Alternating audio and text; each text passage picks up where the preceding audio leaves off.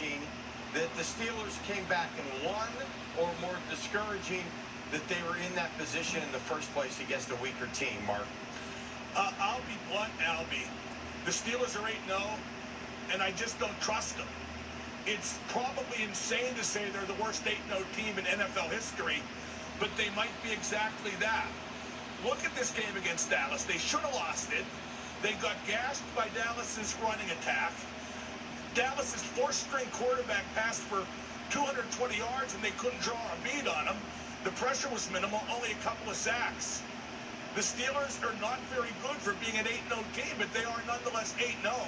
They'll probably bounce back from this near humiliation and decimate Cincinnati next week. I look forward to them being the worst 9-0 team in NFL history. Maybe the worst 10-0 team after that. But would I trust them in a playoff game against Baltimore or Kansas City? No, I would not. All right, Jenna, encouraged or discouraged? I honestly think it was kind of a combination of both from what we saw from this team, because good teams find a way to win, and I think we're still trying to see what this Steelers identity is going to be. But at the end of the day, they are still winning these games. There was no need for them to even be in the position where they were losing this game, trailing this game. But we've seen them kind of continually get out to those slow starts the last 2 weeks here. And at the end of the day, they've found a way to win, whether that be because of the luck of a call behind them or the fact that they were able to just make a play happen at the last minute, break up a play at the last minute. So I think it's a combination of both, but there's got to be a lot of improvement here if we want to start talking about them, what they're going to do in the playoffs and making a deep playoff run. Where are you on this, Tim? Oh, it's discouraged. No doubt about it.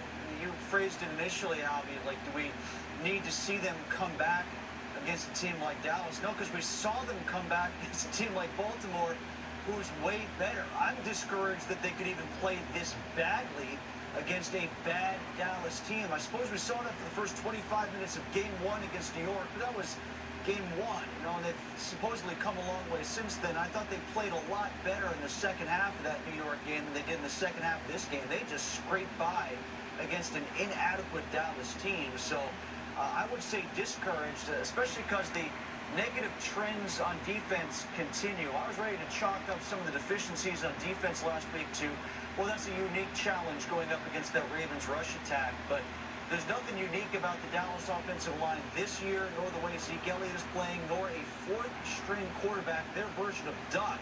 And they almost lost to the Cowboys today, so that's more discouraging than encouraging, obviously, I think. Yeah, there's no way to not say that defense isn't overrated. They're getting the splash plays, but the points allowed, the yards allowed, they're there. Too many of them. All right, a reminder, keep those comments coming. You can find us on Twitter at WPXI Final Word, on Facebook at The Final Word. Now it's time for 5 words. Give us 5 words on the resolve the Steelers are showing this season. All right, starting off with this comment from Facebook. Ronald says, finding ways to win games. Also on Facebook, Joe says, most overrated 8-0 team ever. And finally, could be 3-5. That's from Twitter. Now, Mark, Jenna, and Tim, 5 words on the resolve the Steelers are showing this season. Mark, you're first. It's all about the Benjamin, specifically Ben Roethlisberger. I'm tired of hearing about resolve and resilience, and even about the defense and Juju and Bob Spillane, who's this year's Duck Hodges. I'm tired of hearing about all the ancillary stuff. I'm tired of hearing about invented heroes. Last year, without Ben, they were 8-8. This year, with Ben, they're 8-0. The only reason, Pittsburgh, your precious football team is 8-0 and a Super Bowl contender is because the guy you don't give enough credit to ever is back and dominating. Or, well, if not dominating, doing what's needed. All right, Jenna, 5 words.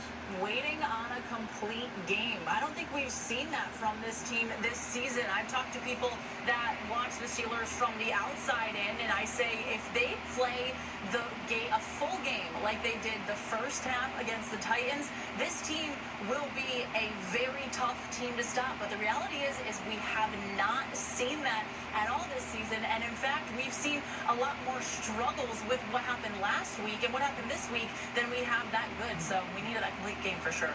Tim, 5 words. I suppose this will be a little bit similar to Jenna's then. Mine is, please play 60 minutes again. It's great that they've got resolve. I'm just sick and tired of having to see it. They looked fantastic when they played 60 minutes against Cleveland. It would be nice to see them string together, 2 consecutive good halves again. You guys remember the old Levon Kirkland mid-90s 60-minute men T-shirts that they used to sell in the Strip District? Well, these are the 30-minute men.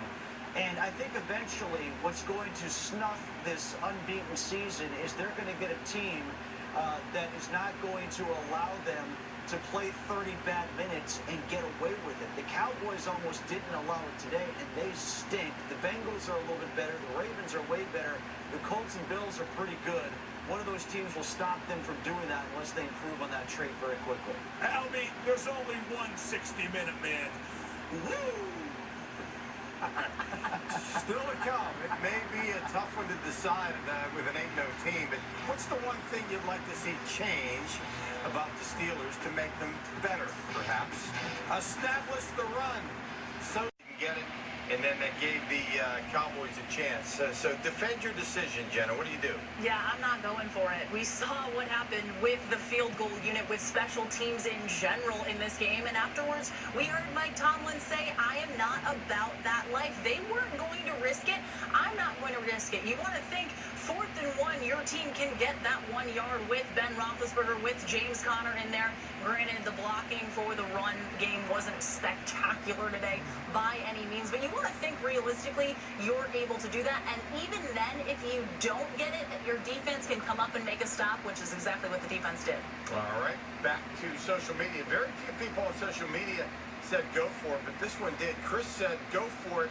Different play with misdirection and a screen to the wide receiver. Tim, what do? You go for it or kick the field goal? No, you kick the field goal. I mean, I understand where Romo was coming from, and I hear Jenna's response, but, he can talk about, as Mike Tomlin did, the fact that he didn't trust his blocking up front for the field goal team and the kicker because of the inadequacies and inaccuracy during the game. But this is Mr. Don't Live in Your Fears, right? So you're afraid to kick the field goal, and what's your next option then? You're saying that you can't kick the field goal because the field goal hasn't been good enough, so you go to the run game, which hasn't been good all day? How does that get the job done? Mark? You kick the field goal, period. Any other answer is wrong. It was an idiotic coaching decision. If you make the field goal, and you will, it's a 32-yard chip shot. Boswell is 5 for 5 this year between 30 and 39 yards. You make it, you're up by 8. The worst that happens is they score a touchdown and a 2-point conversion and tie it. You get stopped on 4th down, which they did. They're taking shots at the end zone to win the game. Anything that Tomlin said, all that blah, blah, blah, it doesn't trump the math. Kick it. All right, turning now to hockey. Welcome back. Time flies when you're having fun. It's time now for the final word. Everybody gets a chance. Tim Benz, you're first. Albie, I know there's a lot of pearl clutching and hand-wringing going on out there about the kids from Notre Dame running on the field in the middle of a pandemic, but I liked watching it.